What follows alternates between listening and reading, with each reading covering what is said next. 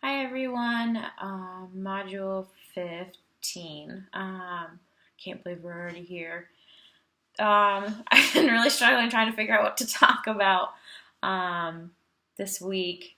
So, don't think I've talked about it yet, but I wanted to talk about the faith based or religion and um, how that plays in hospice. And um, I don't know if in the beginning, like in January, I probably talked about how I did some shadowing with they're called spiritual counselors, pretty similar to social workers, but a lot more that just focus on what someone's spiritual needs are. And I, it was interesting to definitely be part of some of those visits. But recently, I started visiting with a lady. She's so sweet. Oh, she's just so sweet. she she moved.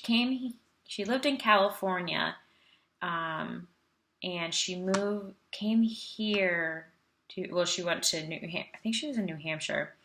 Um, so same thing, Vermont, New Hampshire, pretty darn close. But she came here for some religious retreat or something about I don't know, 35 years ago.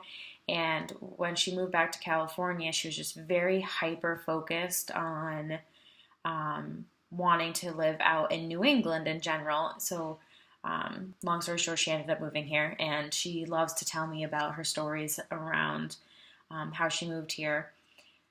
So for me, religion isn't huge. It's not a big piece of my life. I did go to church when I was younger with my grandparents, but it's nothing that I stuck with. I mean, we all have things that we believe in, and I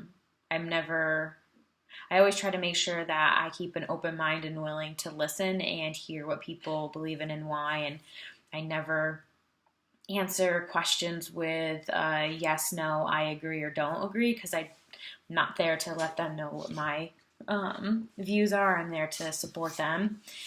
So this one lady and I chatted a lot about, she said 3 years ago, God had visited her, and that's when she started getting sick. And she said, I'm still waiting. I'm still waiting. So we talked about what that waiting had felt like and what it meant to her.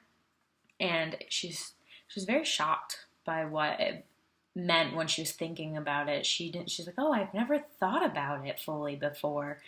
So um, it was interesting to be part of that piece with her, um, but also having to make sure that I hold my own beliefs back. And I was talking to my supervisor about it. I said, I just get nervous that I'm saying the wrong thing and I don't want to upset anyone.